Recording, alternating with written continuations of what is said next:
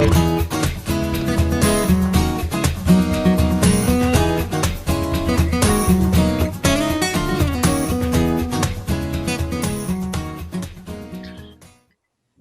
여러분 안녕하십니까? 인문결 TV 임상훈입니다.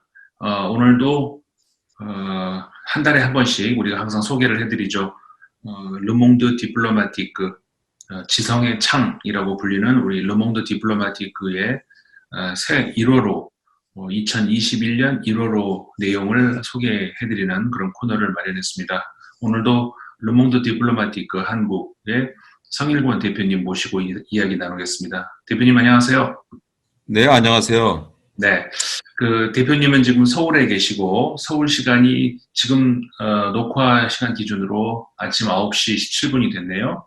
저는 여기 지금 프랑스 파리에 있고 여기 현지 시간이 새벽 1시 17분, 8시간 차이가 나죠 우리가.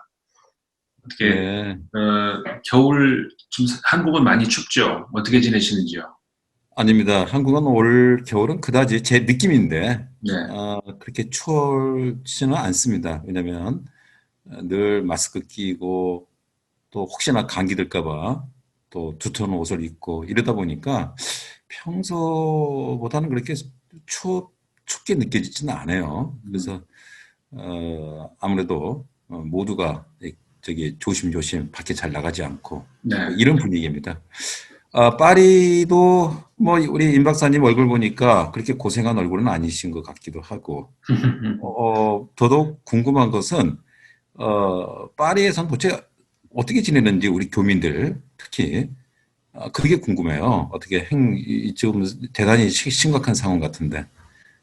프랑스가 이제 그 심각하다는 거는 전부 이제 많이 아실 겁니다. 매체에서도 많이 보도가 됐을 거고, 지금 현재 이제 기준으로 프랑스가 세계에서 지금 5번째로 확진자가 많이 발생했죠. 누적 확진자가 5번째로 많은데, 그 지난 11월에 이제 피크를 찍었고, 그래서 이제 그 비상 대책이 나왔었죠.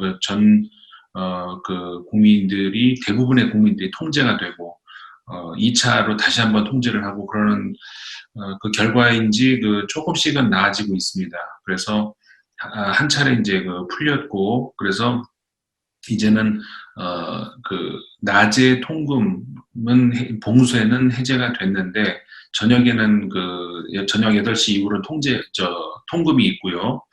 그런 상황에서 이제 교민들도 그러니까 당연히 여러 가지 제약을 많이 받는데 많이 조심을 하죠. 조금 전에 대표님이 그 마스크를 항상 착용을 하고 이제 조심한다 그 말씀을 하셨는데 그 예년에 비해서 감기를 덜 걸리는 것 같아요.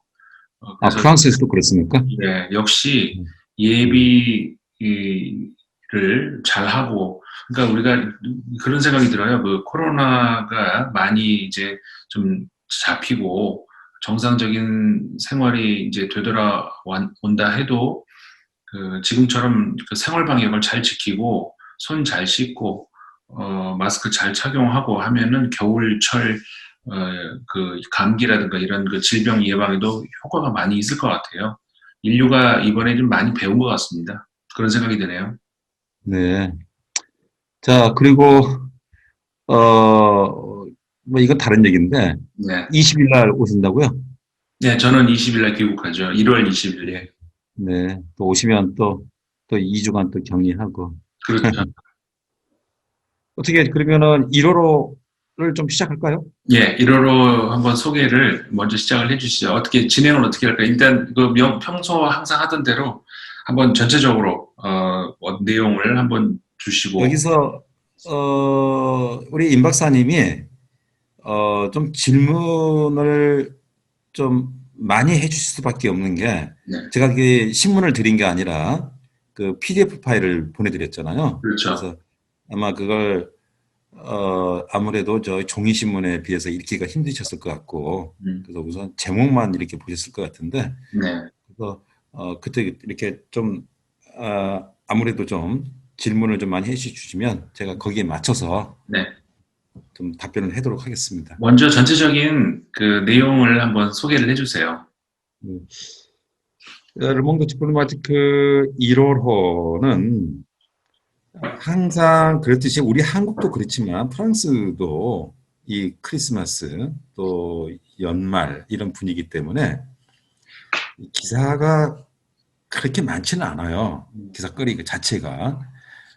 우리 한국 같은 경우는 되게 미담 기사로 많이 끝나는데 또 앞으로의 계획이라든가 이 희망 뭐 이런 걸 하는데 프랑스판 1호로는 희망보다는 이런 현실의 냉담함 또 전체적으로 그리고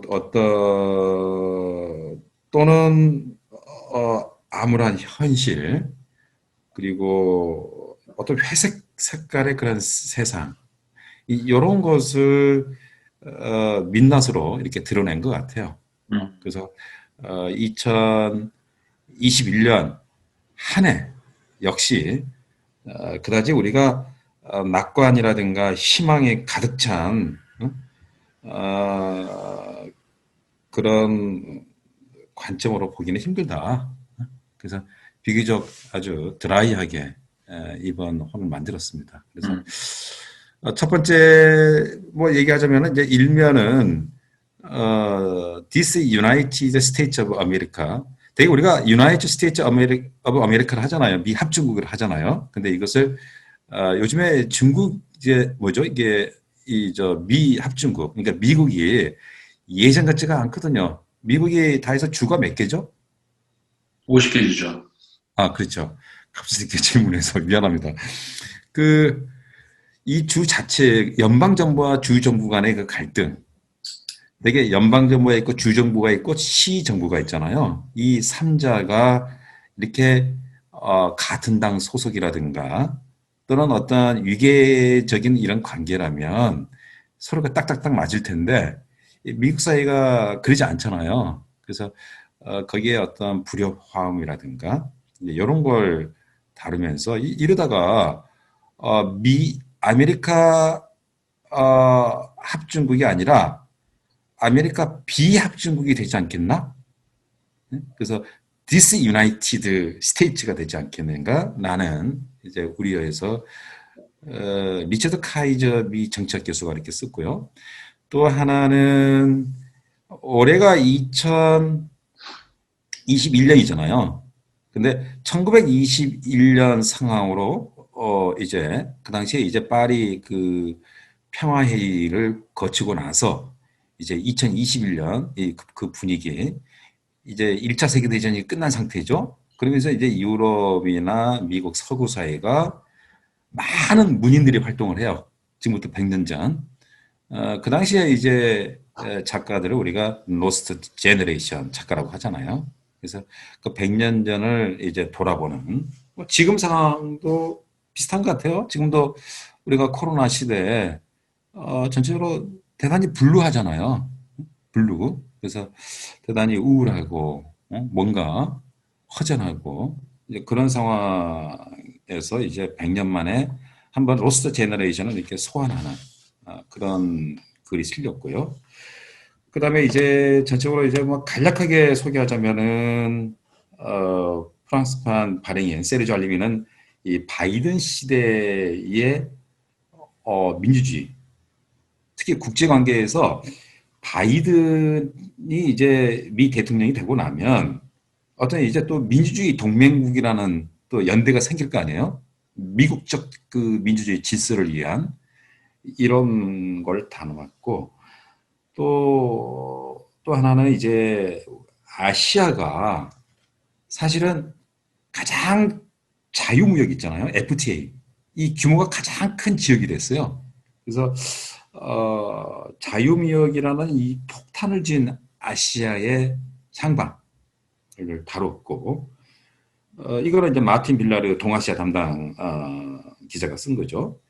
그다음에 또 브렉시트 있지 않습니까? 영국이 브렉시트를 택했는데 그 뒷 배경을 보니까 런던의 어떤 초기 금융 그 전문가들 이 사람들이 주로 뒷돈을 대면서 이 브렉시트 영국으로부터 벗어나야 된다는 유럽연합으로. 그런 게 금융권이 있지 않습니까? 제1금융권이 있고 제2금융권이 있잖아요. 또 제도권 금융이 있고 비제도권 금융이 있는데 대개 이제 어떤 투기자본 이런 데는 비제도권 금융 또는 제2금융권인데 제1금융권 같은 경우에는 사실은 이 영국에 잔류하는 거에 우리가 알고 있기로는 주로 찬성하는 입장이었어요. 유럽연합에 잔류하는. 그렇죠. 유럽연합에. 근데 유럽연합에서 탈출은 벗어나는 것은 제2금융권 이렇게 알고 있는데 알고 보니까 제2금융권이 물론 탈출을 더 많이 얘기했지만 제1금융권에서도 여기에 많이 지원을 했다는 거예요. 이게 운동, 일탈 뭐죠? 브렉시트 운동에 그런 왜 그랬을까? 이런 금융이 그래서 그러다 보니까 영국 사회가 지금 영국 사회가 재무부 장관뿐만 아니라 모든 이런 국가 경제를 좌지우지하는 사람들이 되게 금융권에서 온 사람들이에요. 그래서 그런 이야기를 아주 심도 있게 다뤘어요. 그리고 또 하나는 교육과 관련해서는 대학의 어떤 표현의 자유는 어디까지 허용될 것인가? 그리고 또 하나는 막스 베버가 강조한 어떤 대학의 가치는 뭘까? 이런 거. 우리 사회에 많은 우리가 참조할 만한 게 있어요, 여기에. 그리고 또 하나는 또 러시아가 요즘에 지구촌으로 넘어오면 러시아가 아프리카에 엄청난 관심을 갖고 있는 것 같아요. 그래서 아프리카에 러시아가 기여하는 거 아닌가? 이 요즘에 중국도 아프리카에 관심을 많이 갖지만 러시아도 그래요. 마치 그 전에 2차 세계대전 그 직전의 상황, 과거에 또는 또는 그 제국주의 시대 이런 것처럼 지금 강대국들이 과거에는 아프리카 하면은 기껏해야 미국, 프랑스 뭐 이 정도였잖아요. 그 영향권 있는 지금은 중국과 러시아가 아프리카에 대단히 많은 관심을 갖는 왜 그럴까? 그걸 좀 짚었고요.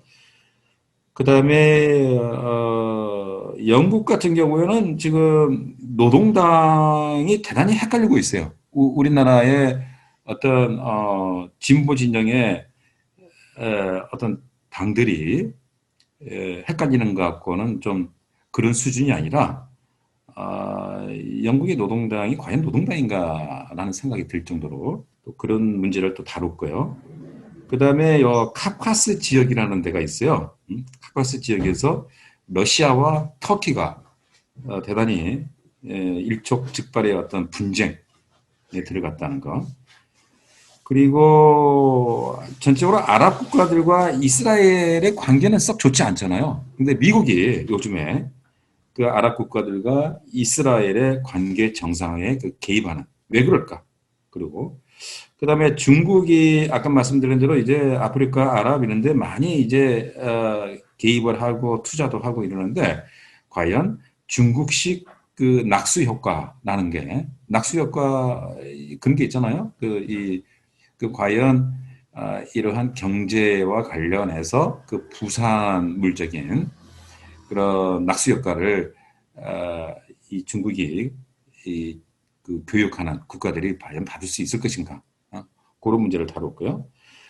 그 다음에 지금 페루가 이렇게 지금 상당히 여러 가지 어려워요. 그래서 이거는 또 거슬러 올라가면 1990년대 일본의 그 3세인 후지모리 대통령이 이제 그 당시에 여러 가지 개혁을 했는데 그 개혁에 오히려 이제 발목이 잡혀서 페루가 지금 어려움을 겪고 있는 또 이런 모습을 다뤘고 그 다음에 또 이번에 우리가 여성 문제도 다뤘어요. 그래서 프랑스의 경우에 프랑스 그 주가 지수를 그 CAC라고 하잖아요.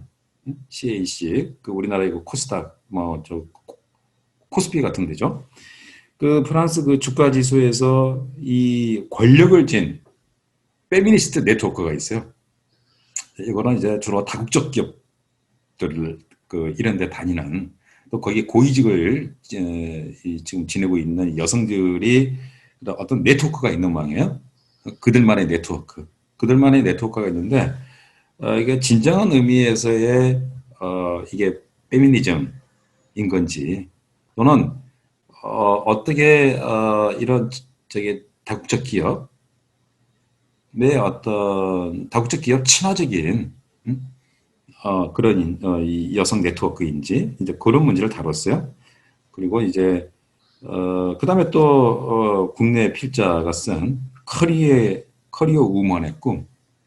우리가 커리어 우먼 얘기 많이 하잖아요. 그런데 현실은 또 어떠한가 이런 것을 한번 짚어봤고, 그다음에 역사로 넘어오면 과거에 히틀러 나치 시대에 이제 또 그런 문제, 아직도 유럽은 또 그런 어려움이 있잖아요. 이런 경제적으로 이제 어렵다 보니까 과거에 나치즘을 동경하는 이런 젊은이들도 있을 거고, 스킨헤드 쪽이라든가 여러 가지 있을 거고, 과거사 문제를 놓고 얘기를 많이 하는데 동독은 과연 반유대적이었을까? 과거에 우리가 서독, 동독 이렇게 얘기를 하잖아요. 이제 뭐 지금이야 뭐 통일이 됐지만 그래서 과거에 그래서 동독은 과연 반유대적이었을까? 좀 읽어보면 지금도 얘기하는 지금도 전체적으로 봤을 때 유럽 사회에서는 그 유대인에 대한 인식이 썩 그다지 좋지 않은 건 사실이잖아요. 그렇죠? 그리고 그 이유를 좀 짚어봤어요. 그 역사적으로. 저는 이 기사를 상당히 재밌게 봤어요.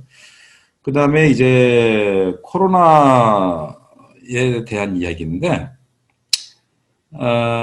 음악 생태계를 사실은 이렇게 덮쳤잖아요. 이게. 그렇죠? 코로나가. 코로나 때문에 많은 공연이 취소되고 그러잖아요. 많은 공연이. 특히 저 음악 예술계에 그 코로나가 하나의 재앙인 것 같아요. 그래서 지금 그 재앙, 그리고 앞으로는 어떻게 될 것인지에 대한 이야기를 다뤘고, 그리고 이거는 뭐, 특히 프랑스도 그렇지만 우리도 그래요. 이 코로나 때문에, 이게 줌이라는 게 있잖아요. 우리가 지금 대화하는 게 줌이잖아요. 줌이라는 과학기술과 또는 아마존이라는 이런 커머셜한 이런 네트워크가 있으면 굳이 바글바글하는 또는 이렇게 위태위태하는 파리 대도시에 살 필요가 없잖아요. 그렇죠? 이 도시 근교에 여유 있게 또는 뭐 해안가 또는 뭐 산 이렇게 숲이 보이는 이제 이런 데서 또 살 수도 있는 이런 거. 그래서 줌과 아마존에 의존한 도시 탈출의 삶. 우리 그러나 이걸 누릴 수 있는 사람들은 그다지 썩 많지는 않아요. 소수의 엘리트층들, 소수의 부르주아들 이런 사람들은 이 일상의 이런 일로부터 조금 자유롭잖아요. 자유롭고 여유가 있으니까 그러다 보니까 도시에는 도시 빈곤층 또는 뭐 비정규직, 도시를 떠날 수 없는 비좁은 방에서 살 수밖에 없는 이런 사람들이 이제 코로나와 함께 도시에 남아 있는 그러한 이제 모습을 또 이렇게 썼고요. 그 다음에 프랑스 공산당이 사실은 2020년이 창당 100주년을 맞이한 거예요. 프랑스 공산당 PCF인가요? 그래서 지금 프랑스 공산당이 도대체 어디로 가는지 지금 같은 한편으로는 탈이념의 시대라고 하기도 하고, 뭐, 피케티는 이럴 때일수록 이데올로기적인, 사유가 필요하다고 하지만, 분명한 사실은 프랑스 공산당이 예전 같지가 않다는 거죠. 그래서 프랑스 공산당은 어디로 가는가를 좀 다뤘고, 또 문화적으로 가면은 이제, 아프리카 문제, 아프리카의 어떤 새로운 지정학, 그리고 뭐 저널리즘 다큐 영화가 어떤 지금 같은 탈진실 시대잖아요. 지금 페이크 사회 아니에요? 이런 탈진실 사회에서 진실을 추구하는 그런 힘든 모습을 보이고 있어요. 이 지금 같은 시대에 그 다큐 영화들의 어떤 어려움, 뭐 이런 것들이 또 하나는 여류 감독들, 여류하니까 좀 표현 자체에 좀 약간 어폐가 있는데 감독이면 감독이지 무슨 열이냐라고 하는데 그 여성 감독들 중에 선구자들이 어떤 영화를 만들었는지 그 전 세계적으로 또 그런 문제를 다뤘어요. 이게 간단한 소개치고는 제가 좀 길게 얘기했네요. 지금까지 이제 소개해 주신 것들이 이번 그 1월 달에 실린 내용, 전체적인 내용이잖아요. 네, 이게 다 해서 29개 정도 돼요. 네. 그러니까 이 중에서 이제 사실 저도 개인적으로 더 관심이 가는 그런 내용들이 또 있고, 이 시청 그리고 청취하시는 분들도 이 여러 개 중에서 이제 더 관심이 가는 그런 기사도 있을 것 같아요.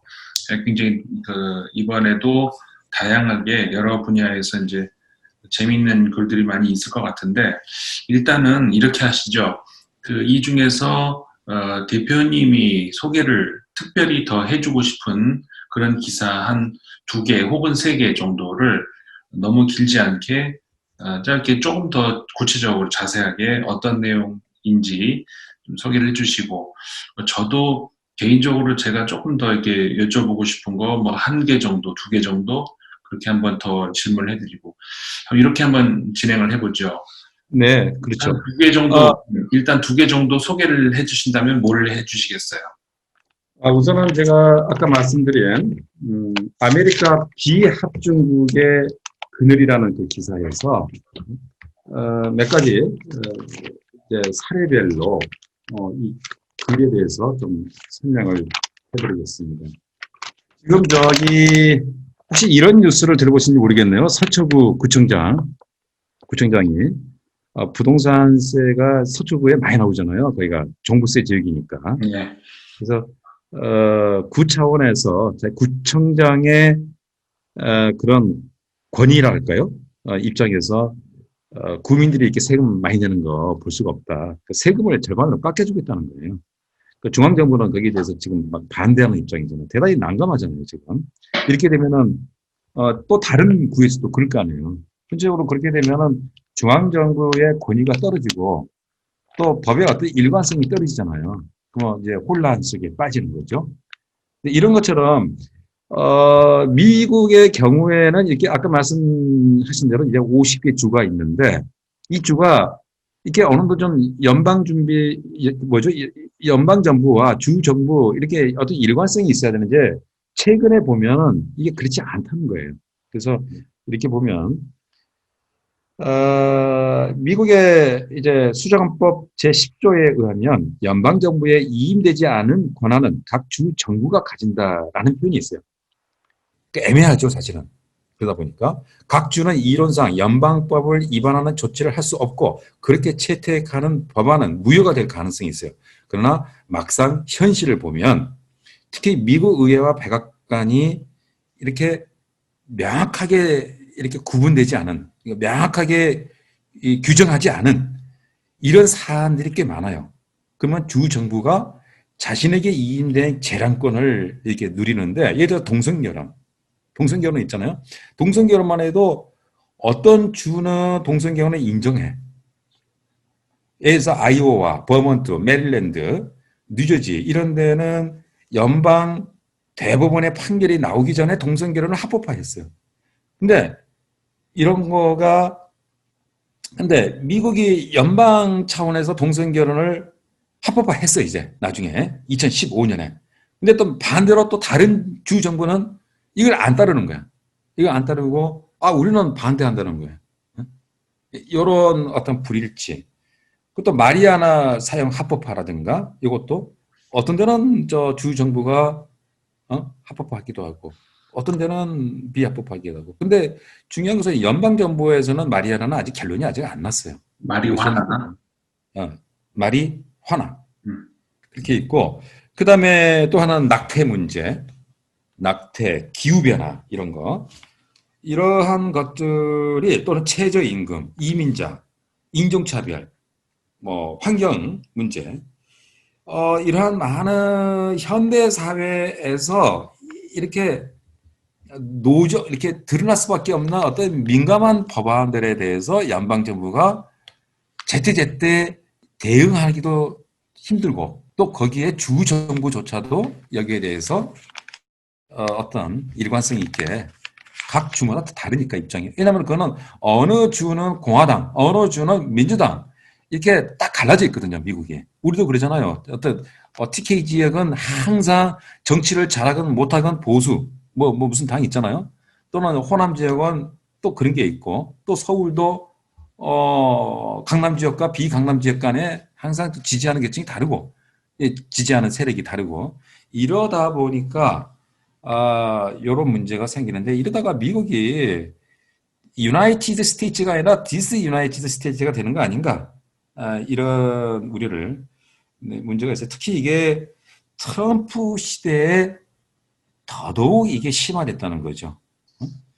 뭐 예를 들어서 무기 소지 규제 문제라든가 무기 소지 있잖아요. 무기 또 세금 인상이라든가 이런 또 우버와 에어비앤비 같은 디지털 플랫폼 규제 문제라든가 또 병가 및 육아 휴직을 의무화한다는 거라든가 뭐 디지털 방송과 케이블 TV 규제 이런 등등의 이런 문제에 대해서 연방 정부와 주 정부 간의 어떤 갈등 속에 이 공백이 이제 생기는 거죠. 각 주마다. 그래서 그러다 보니까 그 가운데 이제 미국인들이 대단히 갈피를 잡지 못하는 이런 상황이 되는 거예요.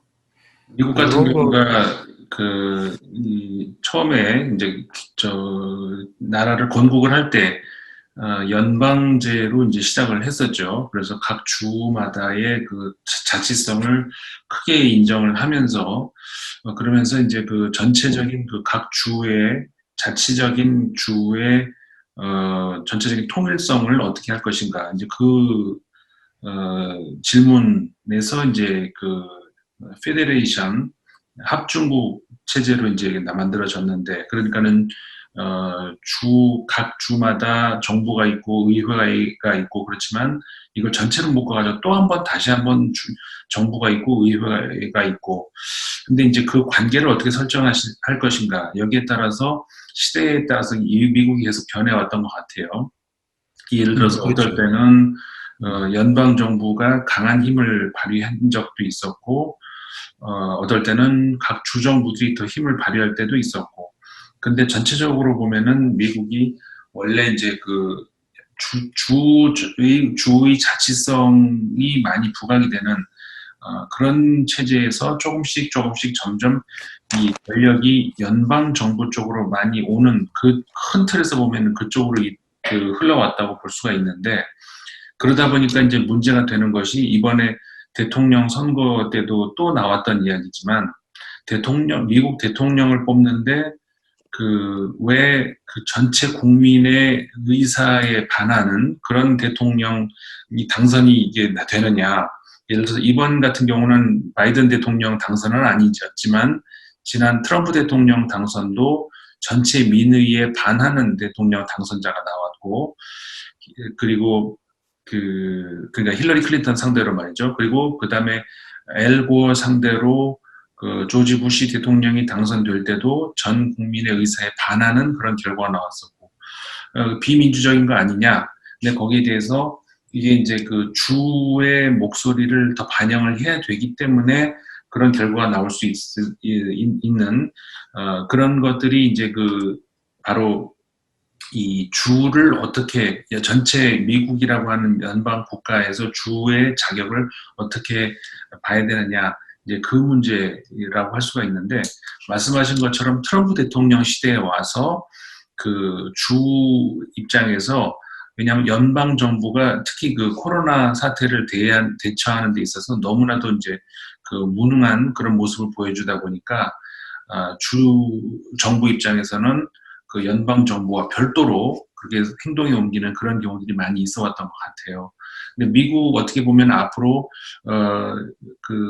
그런 지금 아까 그 기사에 나오는 용어 유나이티드냐 디스유나이티드냐 이 문제가 앞으로 미국의 그 최소 수십 년 동안 사이에 큰 어떤 뭐라고 할까요? 정치적인 그리고 정치학적인 그런 어떤 주요 문제 중에 하나가 될 수 있을 것 같다는 그런 생각이 드네요. 네, 이게 큰 그렇죠. 주제가 될 수 있을 것 같고. 음. 그, 다음에 다음으로 넘어갈까요? 네, 음. 다른 네. 기사도 한번 보죠. 다음에 제가 아까 말씀드린 그 브렉시트를 택한 네, 런던 금융특구 시티 오브 런던이라는 이제 요 글입니다. 요 글은 이제 사회학자 마를렌 벙케와 테오 브루주공이라는 두 사회학자가 쓴 글인데 2016년 6월 24일 날 영국 유권자의 51.9%가 이렇게 선택을 했잖아요. 이 탈퇴하는 거. 그래서 이 탈퇴 유럽연합으로부터 탈퇴를 했는데 이게 사실은 원래는 이게 시티 오브 런던의 요 금융기관들이 유럽연합의 잔류를 압도적으로 지지한다는 이런 보도들이 많이 나왔었거든요. 근데 막상 뚜껑을 까보니까 실제 탈퇴예요. 근데 알고 보니까 이 금융기관, 특히 이 뭐죠, 투기 자본을 좌지우지하는 이 금융기관들은 두 가지 전략을 쓴 거예요. 하나는 잔류, 하나는 탈퇴. 양쪽에 지원금을 준 거예요. 이게 운동을 할 때. 그러니까 아주 아이러니하죠. 왜 양쪽에 반대하는 측에서도 돈이 많이 들잖아요. 캠페인을 벌이면 거기에다가 돈도 주기도 하고 또 찬성하죠. 돈을 주기도 하고. 근데 결과적으로 보면 탈퇴 캠페인의 전체 캠페인 수익금의 거의 57%, 거의 60% 가까운 거기가 돈의 출처를 보니까 금융 부분에서 나온 거예요. 돈의 출처를 보면. 이유가 그러니까 뭘까요? 왜 이런 금융기관들은 식으로 다 지원했을까요? 그죠. 금융기관은 이제 이중 플레이를 한 거죠. 그래서 금융이 이제 알고 보면은 여기에 여러 커넥션들이 이제 관련되어 있는 거예요. 그래서 그 이유에 대해서 이제 따져보는데 유럽 연합이 이제 전체적으로 사실 우리가 알고 있기로는 유럽 연합이 신자유주의화 돼 가고 있다고 우리가 얘기를 하잖아요. 그다음에 영국이 이게 꼴보기 싫어서 탈퇴했다고 얘기를 하잖아요, 우리가 흔히. 그렇죠? 왜냐면은 영국은 대단히 유럽연합에 대해서 견제하고 그다음에 유럽연합의 이런 프리 마켓에 여기에 유럽연합 자체가 FTA니까 여기에서 미국 이 영국은 항상 손해 본다고 생각을 하잖아요. 영국은 네. 어떤 수출과 수입에 있어서 그래서 유럽연합 자체가 이제 어떤 의미에서는 또 이 비판론자들은 신자유주의 되다 보니까 과거에 그 피그스라고 조롱하던 뭐 포르투갈, 아일랜드, 그리스, 스페인 이런 나라들이 일시적으로나마 꽤 오랫동안 경제적 위기에 봉착하기도 했잖아요.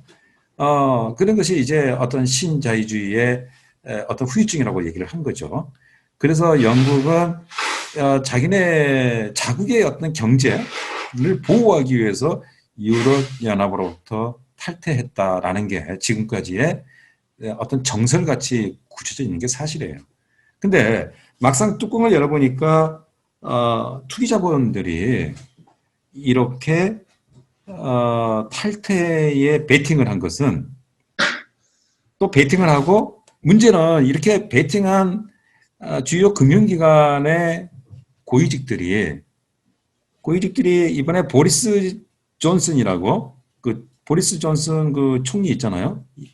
2019년에 이제 총리직에 오르면서 알고 보니까 이 금융권 인사들이 착착 이 고위직에 올라가는 거예요.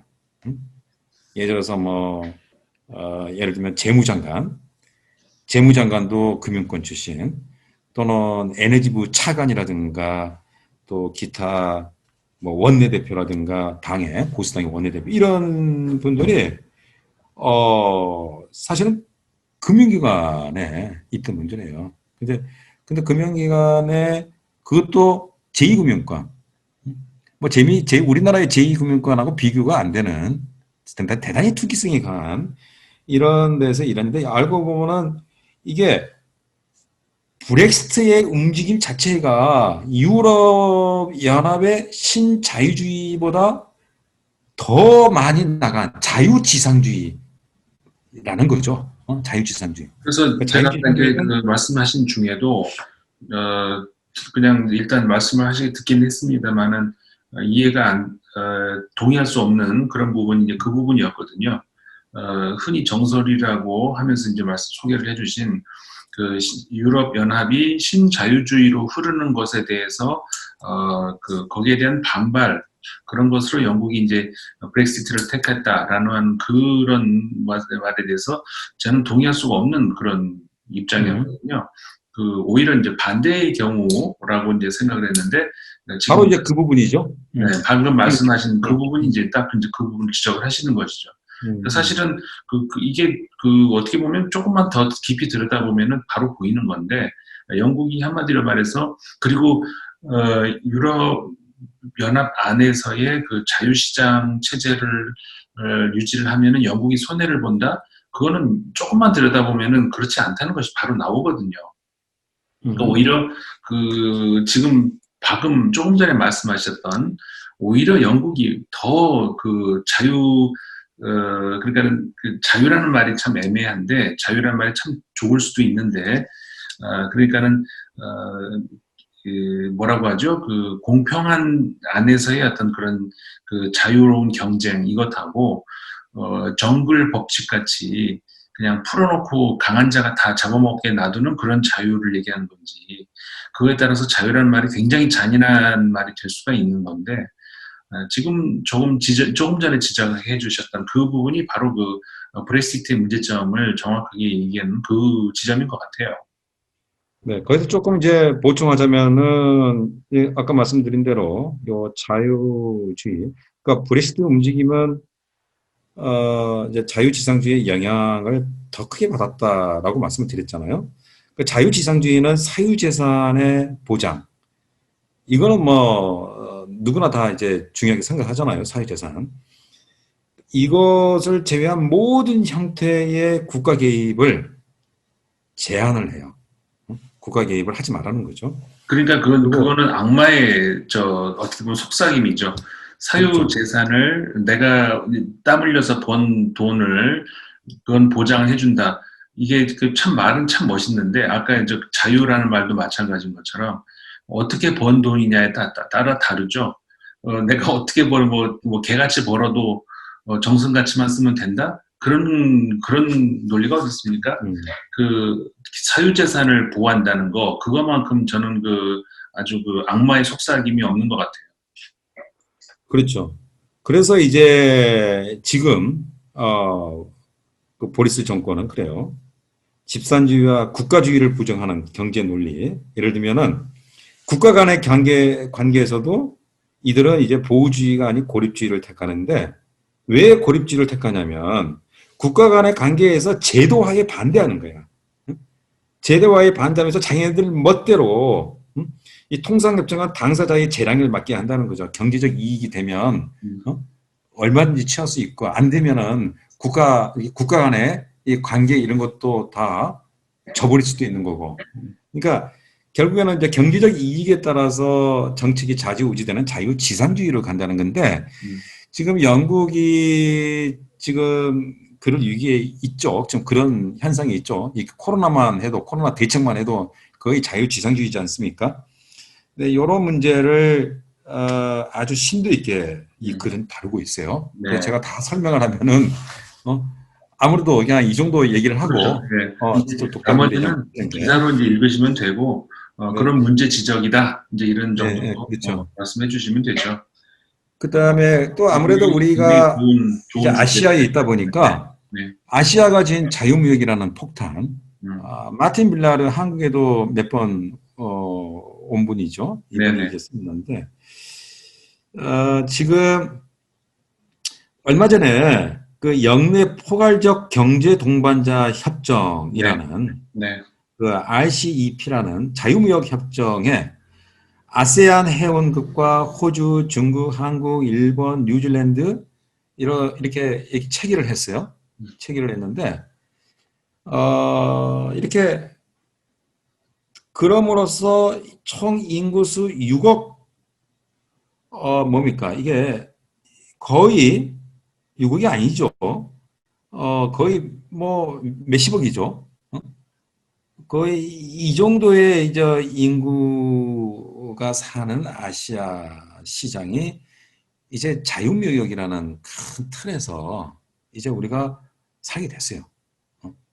그래서 이제 아시아가 이 자유무역에 아담 스미스가 얘기하는 그 자유무역 있지 않습니까? 여기에서 이제 실현이 되는 거야, 이게 자유무역이. 근데 지금 전체적으로 미국은 이제 보호주의로 가잖아요. 그다음에 유럽 연합 내에서는 자유무역이지만 다른 나라와의 관계, 다른 대륙과의 관계에서는 대단히 또 협소한 또 측면이 있잖아요. 근데 거기에 반해서 우리가 알고 있기로는 아시아는 근데 그렇게는 힘들다라고 했던 게 그동안의 전문가들이 이 얘기였어요. 왜냐하면은 중국은 너무 크고, 그렇죠? 또 일본은 또 너무 경제적으로 너무 크고, 한국 역시 그렇고, 또는 아세안의 여러 국가들이 또 경제 규모가 또 천양지차고 이러다 보니까 쉽지 않을 걸 얘기했는데 자유무역 이제 그 협정에 이제 많은 국가들이 이렇게 체결을 한 거죠. 그래서 이제 앞으로는 이게 뭡니까? 여태까지 우리가 아세안 회원국들 있잖아요. 아세안 회원국들은 미국의 믿을 만한 공동체였어요. 예를 들어서 말레이시아, 인도네시아, 필리핀, 싱가포르, 태국 이런 나라들은 지금까지 친미적인 국가들이었잖아요. 미국의 믿을 만한 우방국가. 그래서 미국의 영원한 우방국으로 이 공산주의라는 이 악에 맞서서 이들 국가가 보호 장벽을 이렇게 치고 있었는데 이제 이게 시간이 흐르면서 소련이 붕괴되고 그다음에 이데올로기가 사실은 이데올로기가 점점점 뭡니까 이게 이 축소되고 이제 약해진 거죠. 이러면서 또 중국 경제가 2028년에는 미국을 뛰어넘는다고 하잖아요. 이러다 보니까 이제는 지난달에 적과 적들이 모이는 거야. 모여서 그러면서 이제 아시아라는 큰 단일 무역 지대가 이제 형성이 되는 이런 문제를 이번에 이게 다루고 있어요. 다루고 있는데 물론 이제 아시아 회원국 간의 빈부격차는 여전히 극심해요. 극심해. 그래서 예를 들어 싱가포르 같은 경우에 1인당 국민소득이 6만 5천 달러. 근데 미얀마 같은 경우에는 1인당 국민소득이 1,400달러. 이럼에도 불구하고 자유무역으로 가는 이유. 그래서 세계 역사상 사실은 지금 중요한 전환점이 있다. 대륙 간의 어떤 뭐랄까 헤게모니랄까. 그래서 예전의 아시아가 아니다. 라는 이제 그런 차원에서 이 기사를 볼 수가 있어요.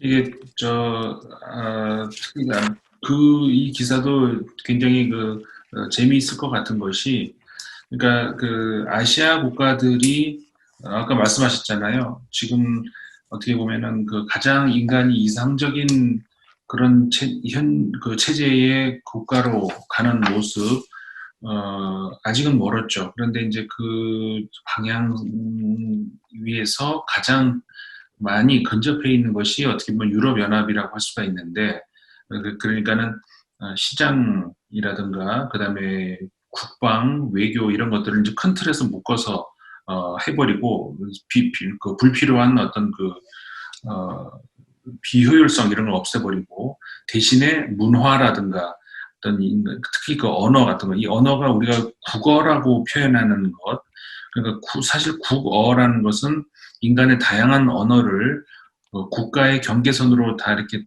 묶어버리는, 통일시켜버리는 그 폭력적인 저 표현이란 말이에요. 한반도 같은 경우는 그래도 좀 어느 정도 언어가 많이 비슷한 측면이 있지만 중국 같은 경우에 중국어라는 언어는 없죠.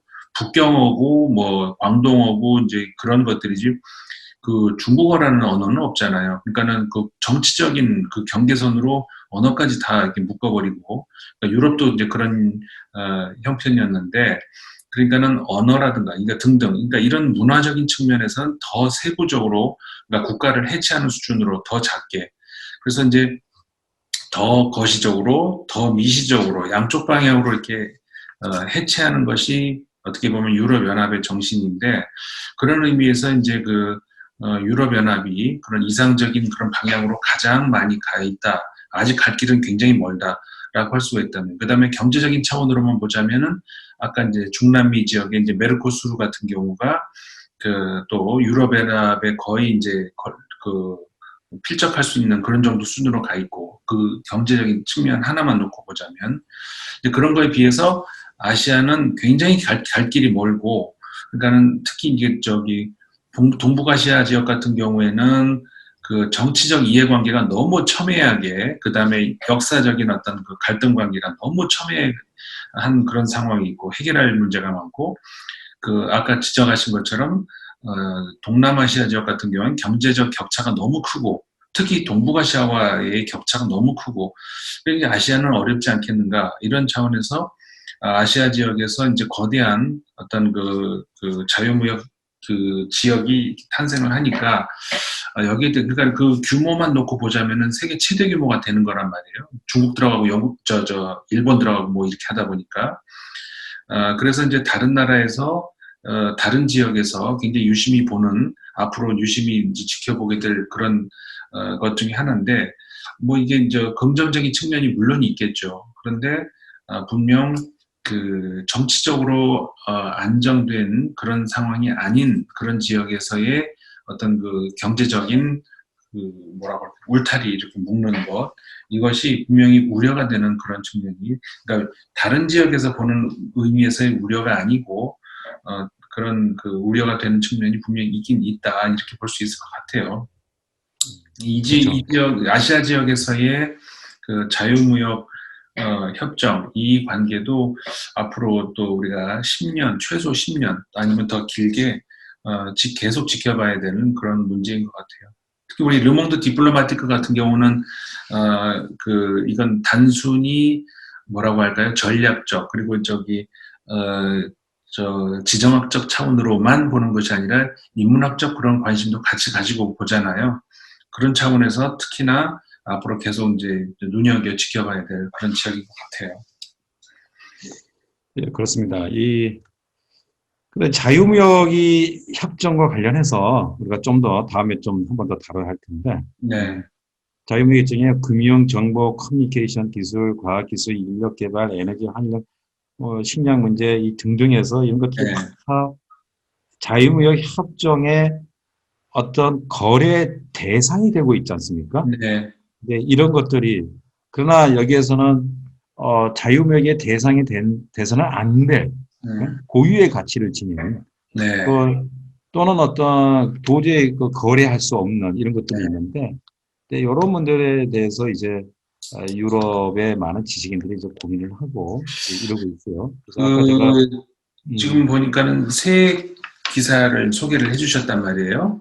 네, 그 이외에도 또 이렇게 재미있을 그런 기사들이 많이 있는데, 우리 약속대로 세 개를 소개를 해주셨고, 그 다음에 이제 아까 말씀드린 것처럼 제가 또 개인적으로 또 제가 질문드리고 싶은, 관심 있어 보이는 그거 하나를 질문을 드리고 이제 그렇게 하자 말씀드렸는데, 저는 아까 이제 그 소개해주신 세 개의 기사, 그것도 굉장히 관심이 가는 그런 내용이고, 또 하나 이제 제가 이제 그 유심히 봤던 것이, 아까 이제 줌 기술과 그런 그 여러 가지, 그러니까 우리 구매도 그리고 교육도 회의도 모든 각자 자기 집에서 할 수 있는 이런 이제 시대가 되잖아요. 사실 그 전에도, 코로나 이전에도 이제 그런 것들이 가능은 했지만 아무래도 불편하죠. 지금도 예를 들어서 대표님하고 저하고 얘기를 나누는 것이 한 공간 안에서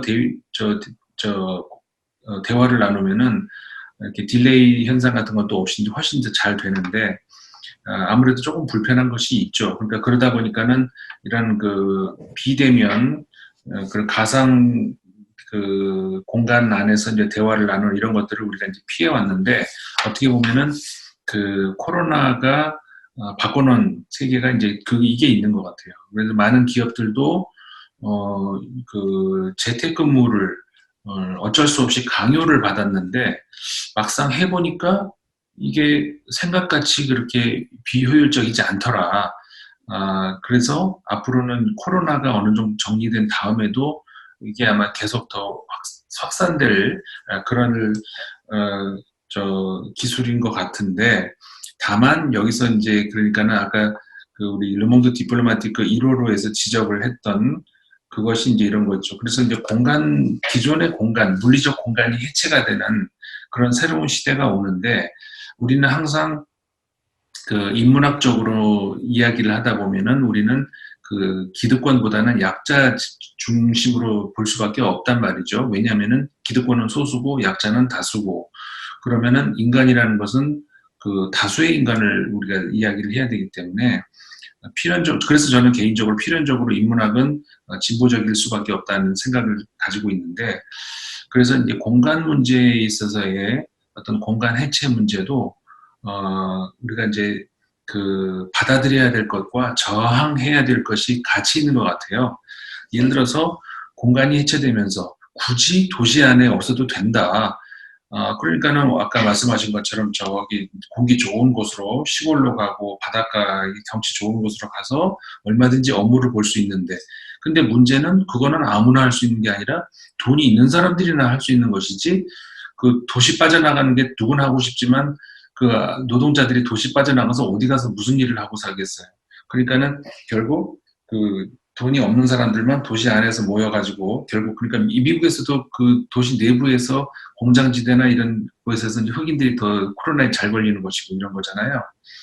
그래서 이제 공간 문제가 그런 저항해야 되는 부분이 이제 그런 부분이 있긴 있는 것 같아요. 근데 예를 들어서 반대로 그 우리가 지금까지 그 공간 문제를 가지고 얘기를 하자면은 대학 같은 경우 한번 보십시오. 서울 시내에 노른자 땅, 좋은 자리, 정말 이런 좋은 자리에다가 어마어마한 그 땅을 보유하고 거기다 이제 나무 심고 숲 우거지게 하면서 그 땅을 소유하고 있는 데가 어디죠? 전부 대학들이에요. 그러니까 그리고 그 대학은 그 지금 시대에서는 그 대학을 안 나오면은 뭘 못하게 이렇게 만들어 놔 거의 코에다 이렇게 끼어가지고 이렇게 끌고 가는 그러니까 어쩔 수 없이 대학을 가야 되는 그런 시대로 만들어 버리고 대학 등록금은 또 무지무지하게 비싸게 만들어서 그러니까 한마디로 권력 행사라는 거예요. 그래서 대학 안에서는 교육이 중요한 게 아니라 저는 대학 교육이 형편없는 그 교육 내용을 좀 통탄하는 사람 중에 하나인데 실제로 교육을 하는 현장을 보면은요, 그 대표님도 사실 저랑 과거에 그 대한교육 그 현장을 많이 또 해보시고 같이 했잖아요. 그러면은 제야에서 교육을 하고 있는 그런 학자들보다 훨씬 그 제야에서 교육을 하는 사람이 얼마나 그 진짜 그 뭐라고 할까요?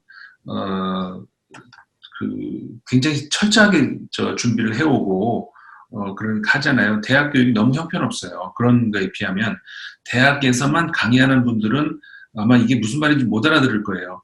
실제로 제야에서 얼마나 그 강의하는 사람들이 처절하게 강의를 하고 있는지를 그걸 모를 거라고요. 그러니까 그런 자기들만의 세상을 만들어 놓고 공간상으로도 이렇게 대학 안에서는 그런 그 인구 밀도로 서울시 얼마나 인구 밀도가 높은데 대학 캠퍼스 안에는 몇 명이나 과연 그 안에서 그것들을 활용을 하고 있을까요? 그 소수의 어마어마한 등록금을 내고 들어간 사람들만이 이용할 수 있는 그런 권리. 대학 도서관은 시민들 못 들어가게 막아놓고 신분증을 통해서 자기들만 들어가게 해서 그런 것 혜택은 다 보고 다시 말해서 이런 그 공간의 그 불평등 이런 것들이 그런 것들이 해체가 돼야 된다는 것이죠. 왜냐하면 지금 대학에서도 그 비대면 교육 같은 걸 물론 아직 불편하죠. 하지만은 비대면 교육을 통해 가지고 뭐 주민도 뭐가 되든 좋죠. 교육의 그 대상을 훨씬 더 크게 확장할 수가 있다고요. 그러면은 많은 사람들이 그 고등교육의 혜택도 받을 수 있고 이런 것인데 계속 그런 것들을 이제 그 자신들만의 것으로 이렇게 계속 제한하고 소유하고 이랬던 것이 결국은 저는 그래서 그 대학 캠퍼스도 이제는 그 시민들 품 안으로 놔야 된다. 그렇게 많은 그 공간을 가지고 있을 필요 없다. 강의실이 그렇게 많이 필요한가요? 필요 없어요. 그리고 그렇게 강의실 이외에 다른 땅들 너무 많죠. 필요 없는 땅들이. 그리고 대학 총장이 무슨 캠퍼스 안에다가 무슨 공간을 왜 가지고 그런 거기서 살고 있나요? 일부 그 사립대학들 같은 경우. 아무튼 이런 그 공간 문제는 앞으로 포스트 코로나 시대에 반드시 우리가 짚고 넘어가야 될 그런 그 아까 지적하신 그런 문제를 포함을 해가지고 이 양쪽 방향으로 굉장히 많이 있다. 저는 그런 생각이 들어요. 네, 저도 거기에 공감합니다. 뭐 그런 것뿐만 아니라 이제 그 아까 문화에서의 그 아프리카 지역 이런 것들 그리고 그 여류 감독들의 작품들 이런 것들 이런 것들도 시간만 많으면은 좀 보고 싶은데 뭐 이런 것들은 직접 신문을 보시고 그 관심 있는 분들이 직접 찾아보시고 이렇게 하는 것도 괜찮을 것 같네요. 그래도 지금 벌써 1시간가량 했어요, 우리가. 네, 그래서 너무 길어지면은 또 지루하니까 오늘 1월호 소개는 이 정도면 어떨까 싶은데, 대표님 혹시 뭐 추가로 말씀하실 거 혹시 있으시면 간단하게. 네, 네. 저희가 코로나 시대에 뭐 좀 바빴습니다. 또 책도 막 내고 이러느라고. 그래서 이번에 두 번째 마니엘의 만약과, 드보아 대간지죠. 두 번째 책이 오늘 나옵니다. 오늘. 그래서 그러니까 문화 역사를 오늘이라는 것이 약보다 우리 저거 녹화일 기준으로 12월 29일 날 나오는 거네요. 그렇죠. 그래서 임 박사님 빨리 오시면 이거 한 권 드릴게요. 그리고 이제 또 저희가 이런 거 영화 속 욕망 이야기, 음, 욕망의 모모한 대상, 음, 그리고 문화, 코로나 시대의 온오프 일상이라는 또 이런 또 책도 이번에 같이 동시에 출간이 되고요. 네, 그래서 그리고 이제 요 르몽드 디플로마티크를 구독을 하거나 마니에를 두부아를 구독을 하면 제가 이렇게 예쁜 에코백도 이렇게 만들었어요.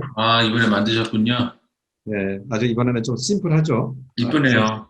네, 이것도 같이 이제 이벤트 선물을 좀 드리고 그래서 전체적으로 이제 코로나 시대에 많은 이 저기 업종들이 좀 위태위태해요. 근데 다행스럽게 우리 독자님들의 변함없는 지지와 또 저희의 또 번역하시는 또 글을 쓰시는 분들의 어떤 또 열정 이런 것들이 결합이 돼서 르몽 디플로마티크는 비교적 순탄하게 여기까지 오지 않았나 하는 생각이 듭니다.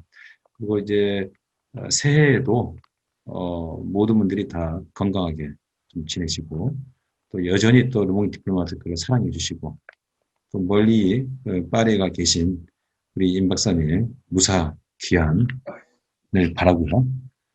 지금 저 상당히 대단한 위험지역에 가 있잖아요. 그러니까 좀 건강하시고 오시면 뭐 같이 또 네. 술 한잔 하시고 네. 그러길 바라겠습니다. 알겠습니다. 뭐 코로나 무엇보다 이제 새해 2021년은 모두가 바라는 바가 이제 그걸 거예요. 다른 뭐 다 좋지만 부디 인류가 코로나를 다시 그 역공으로 몰아내고 정복을 하고 그리고 이제 정상적인 세상 그리고 어떻게 보면 코로나가 바꿔놓은 세상들도 많이 이제 있을 거란 말이에요. 그런 것들을 어떻게 보면 그 저항해야 될 것은 저항을 하고 그리고 올라타야 되는 것 그러니까는 그 새로 변화하는 모습에 있어서 같이 변화에 동참해야 되는 그런 것들은 또 같이 하고 그런 세상이 왔으면 좋겠네요. 그래서 저는 그 개인적인 바람은 2021년도 12월 말, 네, 2021년 연말에는 코로나가 완전히 정복이 돼서 전 세계가 다 함께 거대한 축제를 한번 벌이는 그래서 이제 그런 모습을 한번 봤으면 하는 그런 개인적인 바람이 있네요. 뭐 앞으로도 한 해에 모두들 건강 유의하시고 건강 관리 잘 하시고 그 코로나를 정복하는 그런 모습을 다 같이 봤으면 좋겠습니다. 오늘 대표님 오늘도 말씀 감사하고요. 네, 감사합니다. 이렇게 네, 청취해주신 분들, 시청해주신 분들 모두 감사합니다. 그러면 다음 호에 또 우리 같이 찾아뵙지요. 네, 감사합니다. 네, 고맙습니다. 고맙습니다.